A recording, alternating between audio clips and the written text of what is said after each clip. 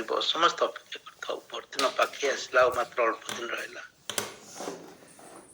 ମାନେ ଅପେକ୍ଷା କରିଛେ ଆଉ କିଛି ସମୟ ପରେ ଆହୁରି ଆନନ୍ଦରେ ଆମେ ନାଚୁଛୁ। এই ସମୟରେ ଯେତେବେଳେ ଚିନ୍ତା କରିଥାଏ ପ୍ରଥମେ ଧନ୍ୟବାଦ ଦିଏ। ଆଜି ଭଳି ଦିନରେ ପ୍ରଭୁ ମୋତେ ବାଛିଲେ ଆପଣମାନଙ୍କୁ ଆମମାନଙ୍କ ମଧ୍ୟରେ ବାକ୍ୟ କିଛି ଦେବା ପାଇଁ। ଧନ୍ୟବାଦ ଦିଏ ମଧୁଜା ଦିଦିକୁ, ବିନୟ ଭାଇଙ୍କୁ, ବୀରେନ୍ଦ୍ର ଭାଇଙ୍କୁ, ଆପଣମାନେ ସମସ୍ତଙ୍କୁ ମୋତେ ଏଇ ସୁନ୍ଦର ସୁଯୋଗ ଦେଇଥିବାରୁ।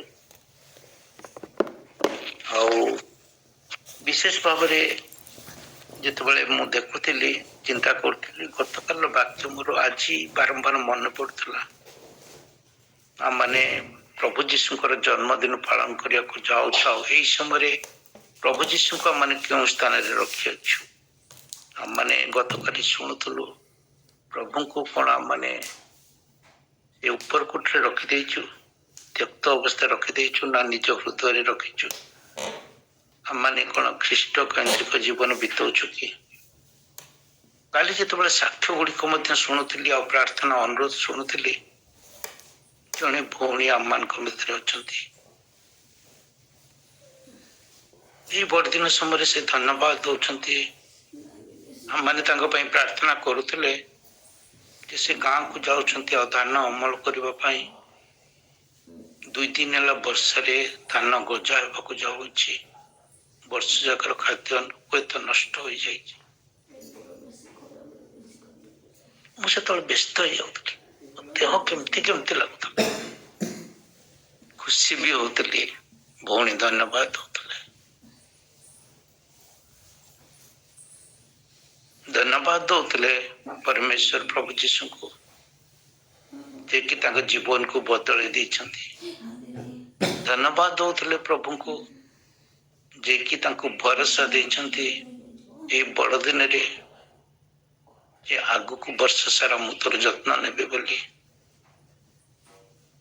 ଆମମାନଙ୍କ ମଧ୍ୟରେ ଆମମାନେ କେତେ ଜଣ ଅଛୁ ଏହିପରି ପ୍ରତିକୂଳ ପରିସ୍ଥିତିରେ ଗଲେ ମଧ୍ୟ ଆମମାନେ ଧନ୍ୟବାଦ ଦେଇଥାଉ?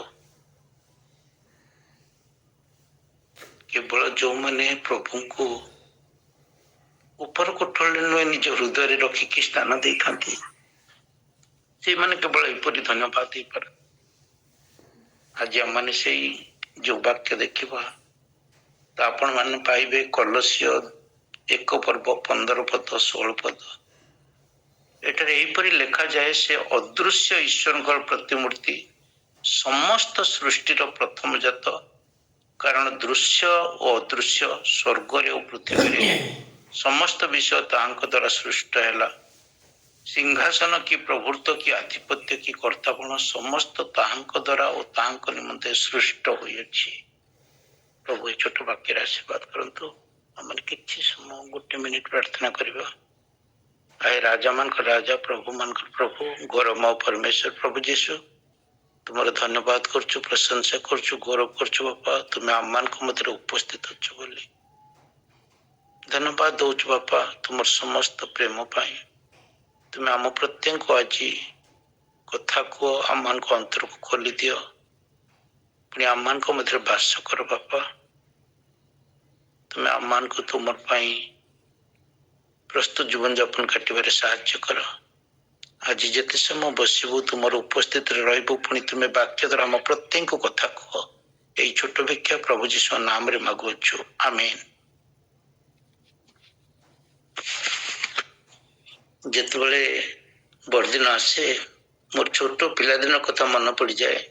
ଯେତେବେଳେ ପିଲାଦିନ ଥିଲା ଆଉ ଆମେ ସ୍କୁଲରେ ପଢୁଥିଲୁ, କଲେଜରେ ପଢୁଥିଲୁ ଆଉ ମାର୍କେଟ ଯାଉଥିଲୁ, ଛୋଟ ଛୋଟ ଟଙ୍କିକିଆ, 2 ଟଙ୍କିଆ, 5 ଟଙ୍କିଆ ଗ୍ରିଟିଂସ୍ କାର୍ଡ ସବୁ ଆଣୁଥିଲୁ ଆଉ ଆମମାନଙ୍କର ବନ୍ଧୁ ବାନ୍ଧବ ସାଙ୍ଗସାଥି ମଧ୍ୟରେ ବାଣ୍ଟୁଥିଲୁ।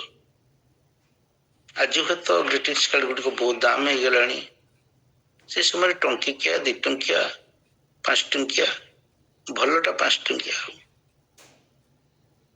ସେ ସମୟରେ କିଣୁଥିଲୁ। କାହିଁକି? ବଡ଼ଦିନ ଥିଲା, ଗୋଟେ ଉପହାର ଦେବାର ସମୟ।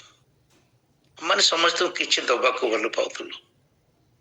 ଆଜି ଦିନରେ ବି ଆମେ ବଡ଼ଦିନରେ ସମସ୍ତଙ୍କ ଘରେ ପିଠାପଣା ହୋଇଥାଏ, କେକ୍ ହେଇଥାଏ, ଆଉ ତାହାକୁ ଆମମାନଙ୍କର ପାଖ ପଡ଼ୋଶୀ, ବନ୍ଧୁ ବାନ୍ଧବ, ସାଙ୍ଗସାଥି ସମସ୍ତଙ୍କ ମଧ୍ୟରେ ବାଣ୍ଟି ଥାଉ, ସେ ଆନନ୍ଦ ନେଇଥାଉ, ବାଣ୍ଟି ପାରେ।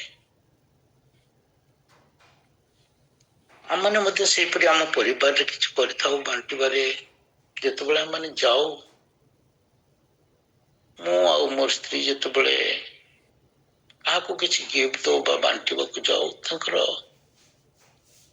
ଚିନ୍ତାଧାରାକୁ ଦେଖୁ ଆଉ ସେମାନେ କିପରି ଏହାକୁ ଗ୍ରହଣ କରୁଛନ୍ତି ଆଉ ସେମାନେ କିପରି ଅବସ୍ଥାରେ ଅଛନ୍ତି। କେହି କେହି ଏହି ବଡ଼ଦିନ ସମୟରେ ଖୁସି ବହୁତ ମନାନ୍ତି, ବହୁତ ଖୁସି ମନାନ୍ତି, କାରଣ ଏ ବଡ଼ଦିନ ସମୟଟା ହଉଛି ଏକାଠି ରହିବାର ସମୟ। ପରିବାରର ପୁଅ ଝିଅ ବାପା ମା ସମସ୍ତେ ଏକାଠି ଥାନ୍ତି। ମୋର ପୁଅ ମନେ ପକାଉଥାଏ ଯେ ଏମିତି ସମୟ ଥିଲା ଯେ ଆମମାନେ ଜଏଣ୍ଟ ଫ୍ୟାମିଲିରେ ଥିଲୁ, ଯୋଉ ସମୟରେ କି ଆମମାନଙ୍କର ସମସ୍ତେ ଏକାଠି ହେଇଯାଉ ଆଉ ଏହାକୁ ବହୁତ ଖୁସିରେ ମନଉ, ପାଆନ୍ତିଆ ସମୟ, ଖୁସିର ସମୟ। ଆଜି ସେଇଟାକୁ ମନେ ପକେଇଲା ବେଳେ ସେ ଭାବେ ଯେ ଆଜି ଆମମାନେ ଏକଲା ହେଇଯାଉଛୁ ଆଉ ପରିବାର ଗୁଡ଼ିକ ଭିନ୍ନ ଭିନ୍ନ ଜାଗାରେ ରହୁଛୁ ଆଉ ଏକାଠି ଆମମାନେ ସେହିପରି ହେଇପାରୁନୁ। ଆମମାନେ ବାପା ମାଙ୍କର 6ଟି ଭାଇ ଭଉଣୀ ଥିଲୁ ଆଉ ସମସ୍ତେ ଏକାଠି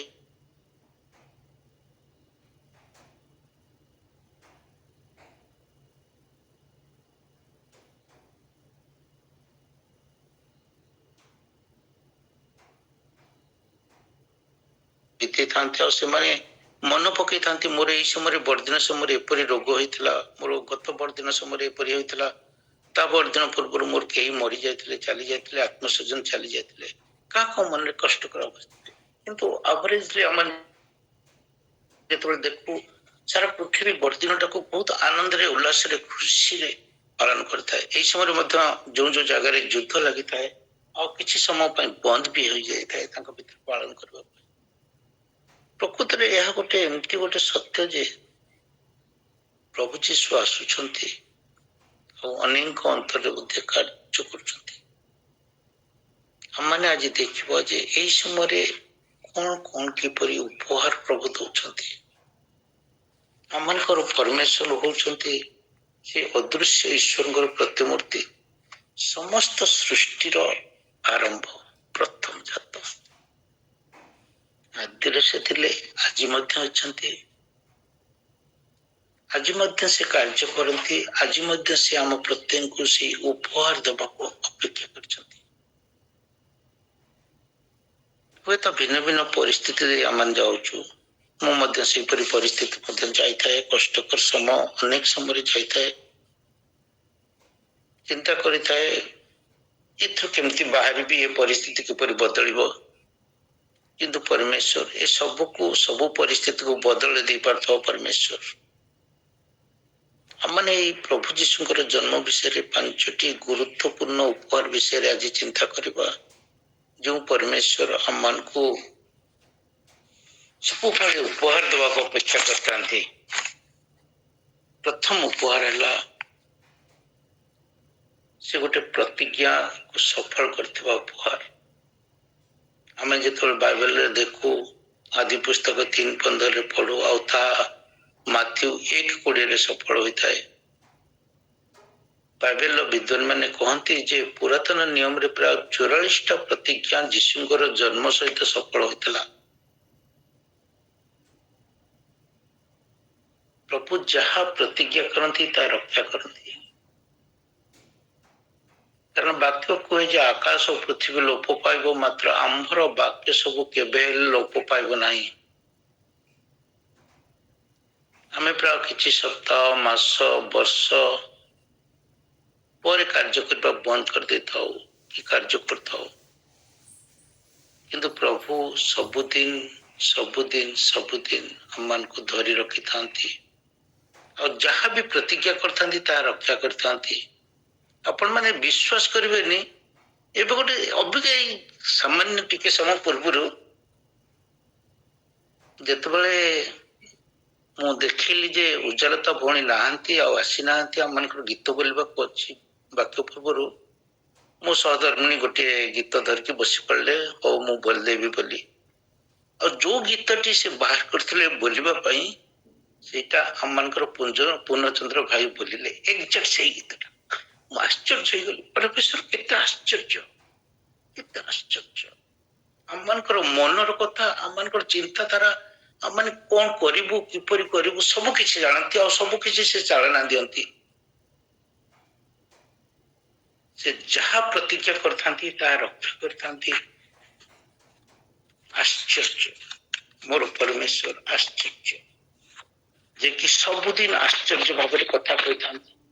ଆଉ ସିଏ ସେଇ ପ୍ରଥମ ପ୍ରତିଜ୍ଞାକୁ ଉପହାର ସ୍ୱରୂପ ଦେଲେ। ସେ ଇଚ୍ଛା କଲେ ଯେଉଁଦିନ ଠାରୁ ପାପ ପ୍ରବେଶ କଲା, ସେ ପାପକୁ ସେ ନାଶ କରିବେ, ସେ ପାପରୁ ଉଦ୍ଧାର କରିବେ ମନୁଷ୍ୟ ଜାତିକୁ, ଆଉ ସେ ମନୁଷ୍ୟ ରୂପ ଧରି ଆସିବେ। କେବଳ କେବଳ କେବଳ ଆମମାନଙ୍କୁ ପାପରୁ ରକ୍ଷା କରିବା ପାଇଁ। ଆମେ ତ ଦେଖିଛୁ ମିଥ୍ୟା ଭବିଷ୍ୟତବକ୍ତା କିପରି ପ୍ରତିଜ୍ଞା କରିଥିଲେ, ଆଉ ତାହା ଯଦି ଆମେ ମାଥ୍ୟୁ 2:1 ଦେଖିବୁ, ସେ ପ୍ରତିଜ୍ଞା ସଫଳ ହୋଇଥିଲା ବେଥଲେହେମରେ। ଏହିପରି ଅନେକ ପ୍ରତିଜ୍ଞା ଅଛି, ଗୁରୁତ୍ୱପୂର୍ଣ୍ଣ ପ୍ରତିଜ୍ଞା ସବୁ ପ୍ରଭୁ ପ୍ରତି ଥର ରକ୍ଷା କରିଛନ୍ତି।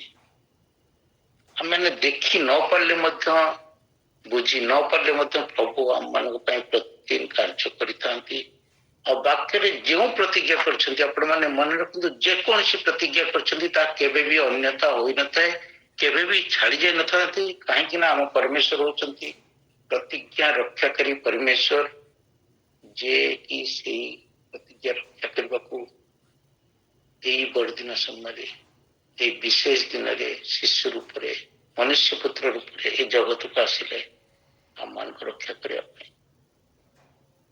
ଦ୍ୱିତୀୟ ଉପହାର ହଉଛି ଶାନ୍ତିର ଉପହାର, ଯାହାକି ସେ ସବୁଠାରୁ ସର୍ବୋତ୍କୃଷ୍ଟ ଦାନ ହଉଛି ସେ ଶାନ୍ତି ରାଜା।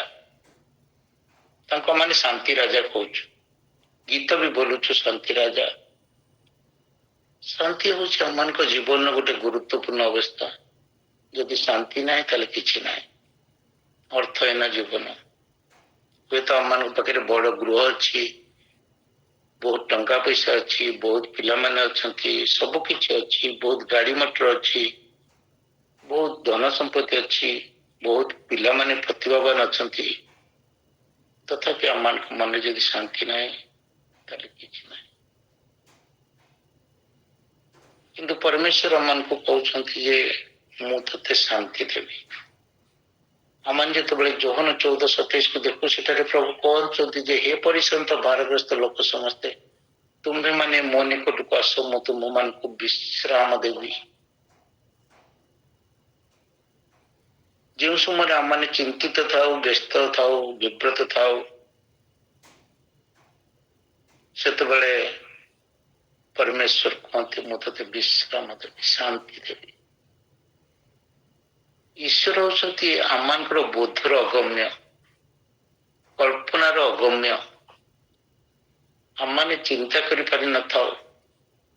ଆମମାନେ ଯଦି ଦେଖିଥାଉ ଦାଉଦ କିପରି ସିଂହମାନେ ଗର୍ଜନ କରୁଥିବା ଭିତରେ ଶାନ୍ତିରେ ଥିଲେ, ସେ ଶାନ୍ତିର ଅନୁଭୂତି ପାଇଥିଲେ, ପରମେଶ୍ୱରଙ୍କ ସହିତରେ ଥିଲେ, ପରମେଶ୍ୱର ତାଙ୍କ ସହିତରେ ଥିଲେ।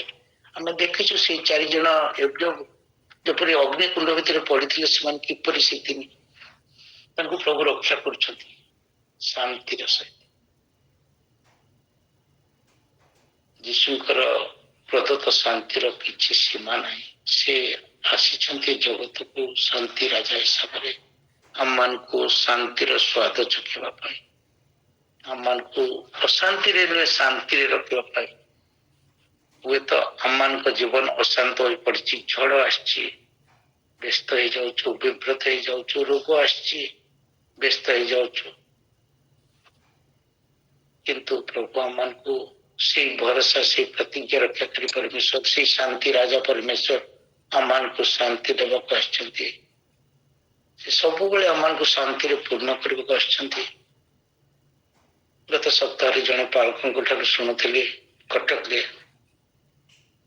ଆପଣ ବି ଜାଣିଥିବେ, ପାଳକ ମହାଶୟ କହିଲେ ମୁଁ ଜଣଙ୍କ ଘରକୁ ଏବେ ଯାଇଥିଲି, ଏଠାକୁ ଗିର୍ଜା କରିବାକୁ ଆସିବା ପୂର୍ବରୁ ତାଙ୍କ ଗୃହକୁ ତା ପୂର୍ବ ଦିନ ଯାଇଥିଲି, ଆଉ ସେଇ ମା ଜଣଙ୍କ ବଡ ପୁଅ, ଗୋଟିଏ ମାତ୍ର ପୁଅ ମରି ଯାଇଥିଲେ।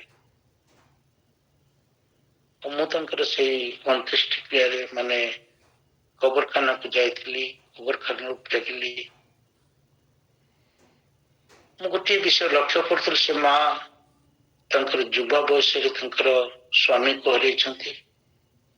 ତାଙ୍କର 2ଟି ପିଲା ଥିଲେ, ଆଉ ତାପରେ କିଛି ବର୍ଷ ପରେ ତାଙ୍କର ଆଉ ଗୋଟିଏ ପିଲାକୁ ହରେଇଛନ୍ତି। ଶେଷରେ ତାଙ୍କର ଗୋଟିଏ ମାତ୍ର ପିଲା ଥିଲା, ପୁଅ। ସେ ମା ତାଙ୍କର ପୁଅକୁ ଶେଷରେ ହରେଇଲେ, ଯୁବା ପୁଅ ହରେଇଛନ୍ତି। ସମସ୍ତେ ଏକାଠି ଅଛନ୍ତି, ସେ ତାଙ୍କର କବର ପାଖେ ଅଛନ୍ତି, କବରଖାନା ପାଖରେ, କଫିନ ବକ୍ସ ପାଖରେ ସେଇ ପ୍ରାର୍ଥନା କରୁଛନ୍ତି। ସମସ୍ତେ ଚୁପଚାପ ଅଛନ୍ତି ଆଉ ସେ ପ୍ରାର୍ଥନା କରୁଛନ୍ତି।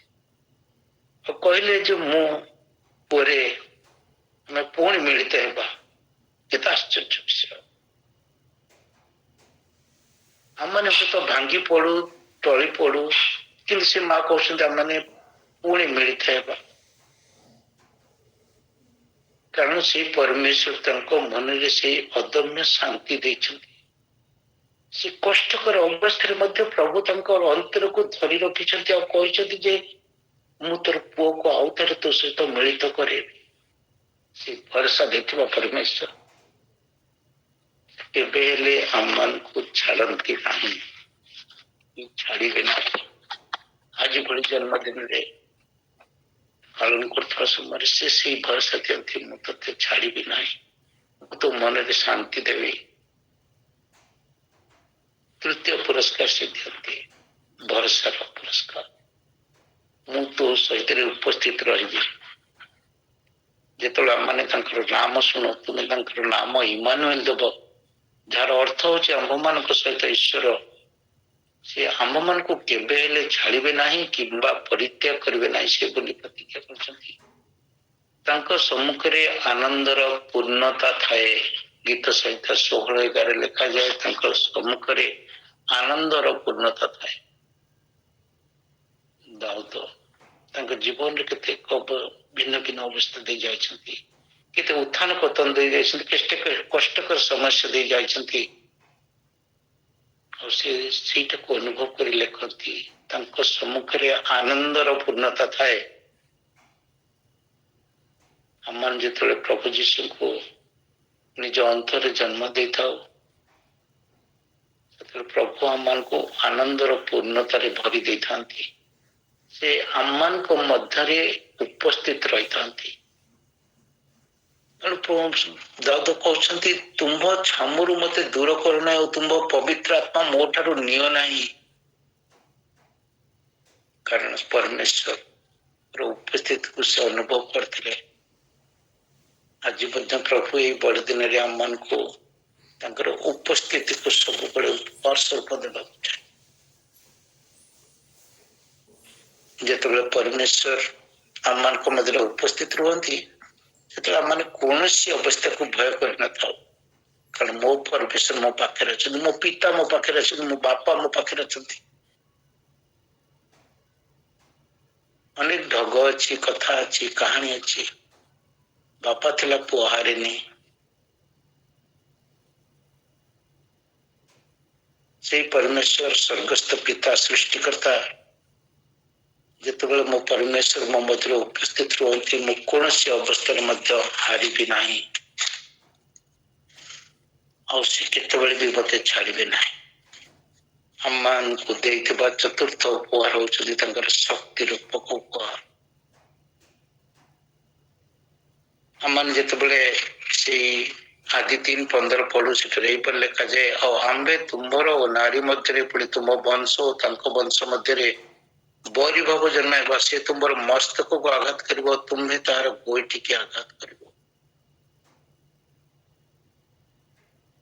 ଶୈତାନ ଓ ମନୁଷ୍ୟ ଜାତି ଭିତରେ ଗୋଟେ ଶତ୍ରୁତା ସ୍ଥାପନ ସେଇଦିନ ଠାରୁ ସୃଷ୍ଟି ହୋଇଅଛି, ଯେଉଁ ଦିନ ଠାରୁ ମନୁଷ୍ୟ ପାପରେ ପଡ଼ିଲା।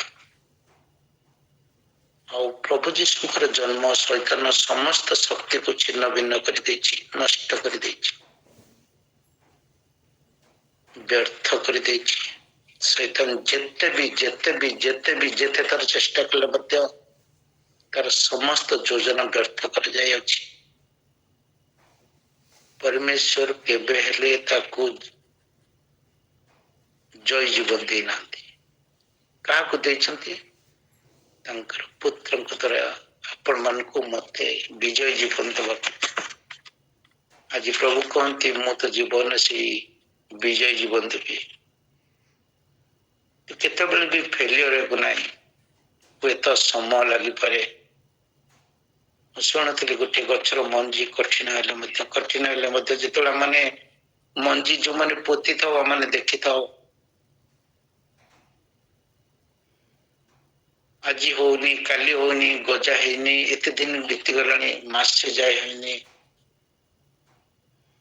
ଆମମାନଙ୍କର ଗାଁରେ ଆମମାନଙ୍କର ଜମ୍ବୁ ବୋଲି ଗାଁ ଅଛି। ଆଉ ସେଠି ଯେତେବେଳେ ନଡିଆ ବହୁତ ହୁଏ, ନଡିଆରୁ ଯେତେବେଳେ ଗଛ ବାହାର କରାଯାଏ ପୋତି ଦିଆଯାଇଥାଏ, ପୁରା ମାସେ ଉପରେ ଲାଗିଯାଏ ସେଥିରୁ ପତ୍ର ବାହାରିବ। ସବୁଦିନ ଦେଖୁଥାଉ ପାଣି ଦେଇଥିଲେ କଣ କିଛି ଗଜା ହଉନି। ହୁଏତ ଆମମାନଙ୍କ ଜୀବନରେ ସମୟ ଡେରି ହୋଇଥାଇପାରେ। ପ୍ରଭୁ ପ୍ରାର୍ଥନା ଶୁଣୁନାହାନ୍ତି ବୋଲି ଆମମାନଙ୍କୁ ମନେ ହେଇପାରେ। ପ୍ରଭୁ ମୋ ପ୍ରାର୍ଥନା ଶୁଣୁନାହାନ୍ତି। ମୁଁ ବାରମ୍ବାର ପ୍ରାର୍ଥନା କରୁଛି, ପ୍ରତିଦିନ ପ୍ରାର୍ଥନା କରୁଛି। ଆଉ ପ୍ରାର୍ଥନା ଅନୁରୋଧ ଜଣେଇଛି, ଆମେ ସମସ୍ତେ ମିଳିତ ଭାବରେ ପ୍ରାର୍ଥନା କରୁଅଛୁ, କିନ୍ତୁ ମୋର ପ୍ରାର୍ଥନା ଶୁଣା ଯାଉ ନାହିଁ କାହିଁକି? କିନ୍ତୁ ପ୍ରଭୁ ଆଜି ଏଇ ଜନ୍ମଦିନର ଅବସରରେ କହୁଛନ୍ତି ମୁଁ ସେଇ ଶକ୍ତିଦାତା ପରମେଶ୍ୱର, ଯେ କି କେବେ ବି ହାରେନି କି ତତେ ହାରିବାକୁ ଦେବେ ନାହିଁ। ତୁ ଅପେକ୍ଷା କର, ମୁଁ ତତେ ଗୋଟେ ବିଜୟ ଜୀବନ ଯାପନ ଦେବି। କାରଣ ତୁ ଅଦୃଶ୍ୟ ବିଷୟକୁ ଦେଖିପାରିନାହୁଁ, କିନ୍ତୁ ସେ ଅଦୃଶ୍ୟ ଈଶ୍ୱରଙ୍କର ପ୍ରତିମୂର୍ତ୍ତି ମୋତେ ଜୀବନରେ ନୂଆ ଆନନ୍ଦ, ନୂଆ ଖୁସି, ନୂଆ ଭରସା ଭର୍ତ୍ତି କରିଦେବି। ଯୋଉ ଜୀବନ ତୁ ଦେଖିନାହୁଁ ସେ ଜୀବନକୁ ମୁଁ ତତେ ନୂଆ କରିକି ଦେବି। ତୁ ଆହୁରି ଆନନ୍ଦିତ ହବୁ, ଆହୁରି ଖୁସି ହବୁ। କାରଣ ମୁଁ ହଉଛି ସେଇ ଶକ୍ତିଦାତା ପରମେଶ୍ୱର, ଯେ କି ସମସ୍ତ କିଛି ସୃଷ୍ଟି କରିଛି। ଆଉ ମୋର ପିତା ଯେତେବେଳେ ଶକ୍ତିଦାତା, ସେତେବେଳେ ମୁଁ ଭୟ କରିବି ନାହିଁ। ପଞ୍ଚମ ଏବଂ ଶେଷ ଉପହାର, ପାପ କ୍ଷମା ରୂପକ ଉପହାର। ଈଶ୍ୱର ଯେତେବେଳେ ଜଗତକୁ ସୃଷ୍ଟି କଲେ ସେତେବେଳେ ତାକୁ ଉତ୍ତମ, ସୁନ୍ଦର, ନିଖୁନ୍ତ ବୋଲି ଦେଖିଥିଲେ। କିନ୍ତୁ ତାପରେ ପାପ ପ୍ରବେଶ କଲା। ଆପଣମାନେ ସମସ୍ତେ ଜାଣନ୍ତି କିପରି ପାପ ପ୍ରବେଶ କଲା। ମୁଁ ସେ ବିଷୟରେ କହୁନାହିଁ, କିନ୍ତୁ ଆଜି ପ୍ରଭୁ କହନ୍ତି ମୁଁ ତତେ ପାପ କ୍ଷମାର ଉପହାର ଦେବାକୁ ଅପେକ୍ଷା। ମନୁଷ୍ୟ ପାପ କରିଚାଲିବ, କାରଣ ସେ ପାପୀ ହିସାବରେ ଜନ୍ମ ହେଇଛି।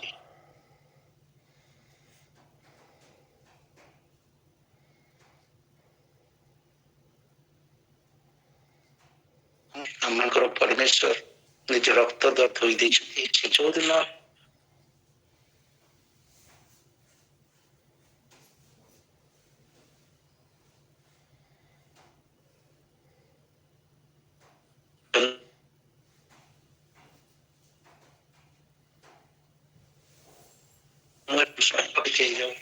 ସେତେବେଳେ ସବୁ ତାଙ୍କ ରକ୍ତରେ ଧୋଇ ଦିଅନ୍ତି, ପରିଷ୍କୃତ କରିଦିଅନ୍ତି, ସଫା ଦିଶିବା ପାଇଁ ସେ ଭଗବାନ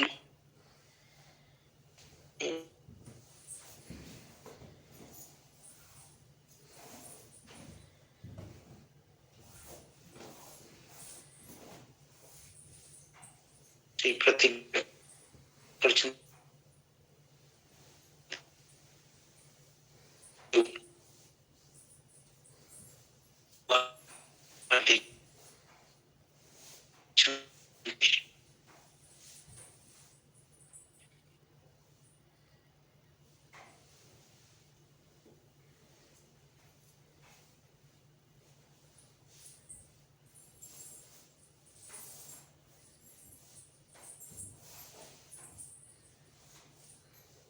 ଆମ ସହିତ ରଖିଛନ୍ତି, ଆମମାନଙ୍କର ଶେଷ ନିଶ୍ୱାସ ପର୍ଯ୍ୟନ୍ତ ଆମମାନଙ୍କ ସହିତ ରହିବେ ବୋଲି ଆମମାନଙ୍କୁ ଭରସା ଦେଇଛନ୍ତି।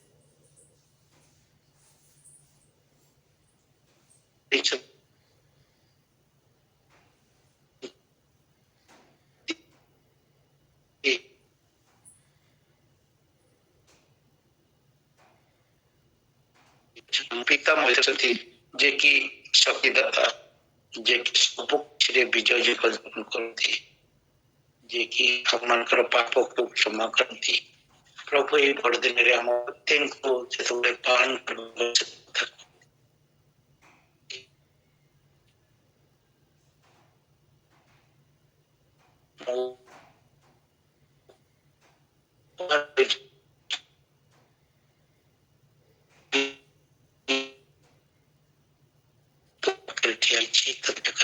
ଦେବୀ ନିଜ ନିଜ ଅନ୍ତରକୁ ନିଜ ହୃଦୟକୁ ଖୋଲିଦଉ। ପ୍ରଭୁ ଏ ଛୋଟ ଭାଇ ଅତି ସୁନ୍ଦର ଭାବେ ଏ ବଡ ଦିନ ଯେ ଗୋଟେ ଉପହାରର ଦିନ